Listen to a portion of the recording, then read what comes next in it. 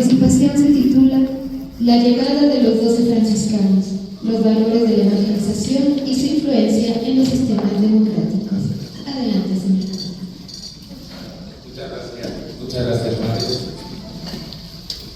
Quiero empezar agradeciendo a Monseñor Ángel, a mi amigo Javier, por habernos convocado esta nueva ocasión para hablar de la importancia de los franciscanos en México y en la evangelización del país.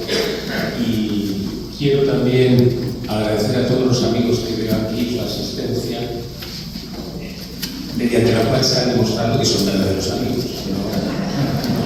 No es que hayan pasado por aquí. Dale una conferencia, vamos a y quiero también agradecer muy especialmente al gobernador de Colima, a José Ignacio Peralta, por su asistencia en esta ocasión a este ciclo de conferencias. Y por supuesto también a Margarita Zavala, diputada por este sector de la Ciudad de México, también por su asistencia a este ciclo de conferencias. Como ha dicho Mares, voy a tratar de explicar cuál es la relación entre los valores de la evangelización, los valores cristianos, y las democracias y los sistemas democráticos que tenemos y disfrutamos en algunos países del mundo. Tradicionalmente, la creación de la Virgen de Guadalupe a San Juan Diego en 1931 es considerada como el inicio de la evangelización de Mesoamérica.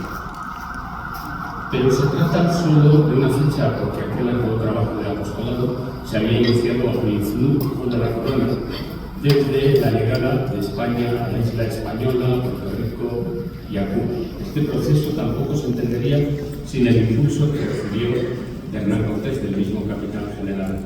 El mequilense, o sea, originario de Medellín, pidió desde el primer instante a la corona que la Iglesia enviara misioneros para emprender esa obra que no tiene parangón en el mundo, ni por la magnitud de su objetivo, ni por su continuidad a lo largo de los años y de los siglos, ni por los resultados obtenidos.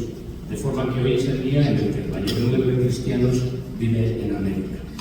Un proceso que no se entiende si no nos remontamos unas cuantas centurias en la historia de España. Ya en una conferencia anterior hicimos una amplia referencia a la identificación existente entre la expansión planetaria en España y la extensión del Evangelio.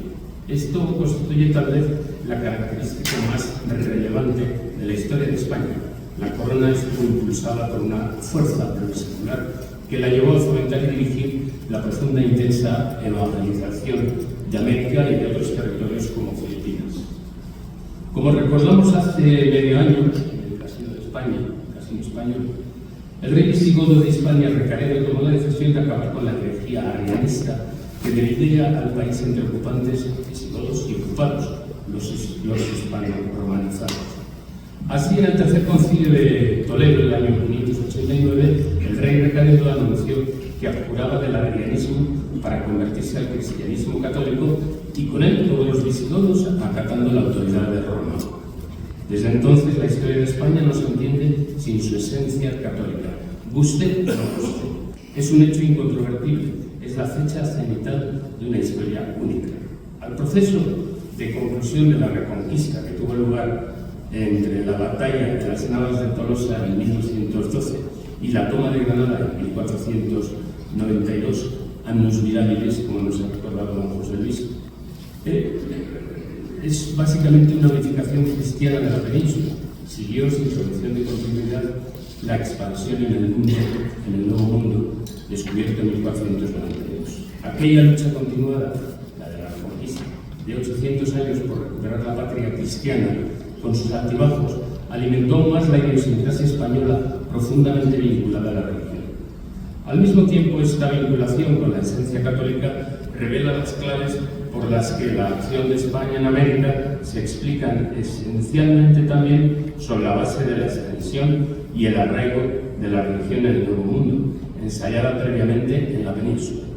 En palabras del historiador francés Serge Krusinski, La cristianización de la Andalucía Oriental, Granada, desde 1492, prefiguró la evangelización de la Nueva España y con este territorio del resto de América. A partir del descubrimiento se planificaron las modalidades de conversión a través de la acción de las órdenes religiosas. Primero por los franciscanos, que casi después del descubrimiento comenzaron a llegar a la Española, a Puerto Rico, a Jamaica y a Cuba. Y seguidamente a la Nueva España, en el marco de una estrecha vinculación entre ocupación, expansión y evangelización. La Orden de San Francisco envió a 12 misioneros conocidos como los 12 apóstoles, encabezados por Fray Martín de Valencia, elementos fundamentales en ese proceso, como nos ha señalado y recordado Fray Antonio. Desembarcaron en Veracruz el 13 de mayo de 1524, 500 aniversario que estamos justamente celebrando en estas fechas. De este grupo de 12 precursores formaba parte Fray Toribio de Benavente, como nos ha recordado José Luis Espinosa, más conocido como Motolinía, palabra que significa en náhuatl pobre y afligido. Uno de los más grandes cronistas antropólogos, además de evangelizador. En aquel año de 1524, al poco de la caída de Tenochtitlan y del afianzamiento político de España en Mesoamérica, los 12 franciscanos traían instrucciones precisas, primero, para poner en marcha la evangelización de aquel territorio tan extenso, segundo, para abrir el camino a los demás misioneros que les siguieron, tanto franciscanos como de otras órdenes religiosas. Los primeros frailes trajeron consigo la instrucción de establecerse en diferentes zonas y extender el Evangelio. El arribo de los primeros franciscanos a la Nueva España fue consecuencia de la petición formulada por Hernán Cortés al rey emperador Carlos en su cuarta carta de relación, con objeto de cristianizar estas tierras, como nos recuerda Antonio Rubial García. Aquellos 12 franciscanos habían sido precedidos un año antes en misión exploratoria por Fray Pedro de Gante y otros 2 franciscanos en aplicación de la bula omnímoda del Papa Adriano VI, emitida en 1522, como ha resaltado también Fray Antonio Huerta. Tras los franciscanos llegaron los dominicos y tras estos los agustinos, poco después. Estos hechos no son uno más en nuestra rica historia. Por el contrario, constituyen una muestra clara sobre las intenciones de España, que no eran únicamente de dominación política. Se trataba sobre todo de expandir la fe católica en América. Para ello era preciso facilitar que las diferentes congregaciones interesadas en llevar la palabra del Evangelio a estas tierras pusieran en marcha la selección de voluntarios que desearan incorporarse a la gran misión que se abría ante ellos. Esta operación de gran calado y de larga duración fue dirigida por la Corona. Voy a detenerme un momento en el concepto de larga duración, definido por el historiador francés Fernand Braudel. Estamos ante decisiones o acontecimientos, y en este caso hablamos de la evangelización de América, que han marcado una influencia indeleble en la historia. Son los que forman la entidad inmanente de las naciones, los que crean el carácter de una nación. El hecho de que la Corona de España determinara que la evangelización de América era una prioridad absoluta de su acción en este continente, tuvo una repercusión profunda y fundamental en estos países y personas que hoy no se conciben sin su esencia cristiana. Con ello quiero decir que la fuerte devoción a la Virgen de Guadalupe aquí no se entiende sin la intensa acción evangelizadora y, por supuesto, sin España, como no se cansa de insistir el historiador mexicano Juan Miguel Zunzunegui. Tlaxcaltecas, texcocanos, por señalar los pueblos mesoamericanos, optaron por la cultura de los castellanos por su religión. No hubo imposición, fue un acto voluntario. Además, ese puñado de españoles que dirigió Cortés no estaba en capacidad militar de imponer nada, eran unos 400, unos 500, y no fue cuestión de que unos estuvieran más adelantados que los otros, como también lo recuerda Zunzunegui. Fue así como la Corona, con el impulso inicial de Isabel la Católica, puso en marcha un proceso de gran transformación, incluida la religiosa, de dimensiones extraordinarias, y con ella de los fundamentos culturales y de los valores prevalecientes. Para transmitir aquellos valores, no obligaron a nadie a aprender el español. Fueron los frailes los que aprendieron las lenguas americanas. Fueron héroes que difundaron difundió los valores del cristianismo, el respeto, la solidaridad, el amor al otro y el concepto de que el otro es mi semejante, la compasión y también la filantropía. Un franciscano fundamental en aquel proceso fue Fray Bernardino de Sahagún. Por cierto, que siendo leonés, como me ha dicho José Luis Espinosa, deberías tener aquí una placa, señor presidente de la votación leonesa, una placa con su correspondiente leyenda.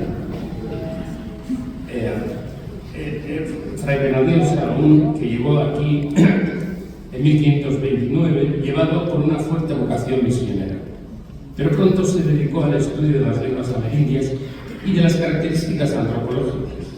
De ahí surgió su obra cumbre, Historia General de las Costas de la Nueva España, un monumento etnográfico de 12 tomos, escritos primero en náhuatl, hay que subrayarlo, y luego en español. Leyéndola entendemos el prodigio de lo realizado por España a América. Otro ejemplo lo tenemos en el viaje que hice a las remotas tierras de la Sierra Gorda de Querétaro y observé fascinado cómo los franciscanos de Fray Junípero Serra, hoy San Junípero Serra, desde el año 2015, tras llegar caminando hasta esos confines desde Veracruz, fundando 5 misiones, 5 joyas de la arquitectura y de la ornamentación religiosa. Solo la fe y su vocación misionera les pudo haber llevado hasta allá. La expansión religiosa por el Nuevo Mundo creó también el concepto de los derechos humanos, es decir, códigos de comportamiento social fomentados por los religiosos y objeto de respeto y aceptación por el poder político.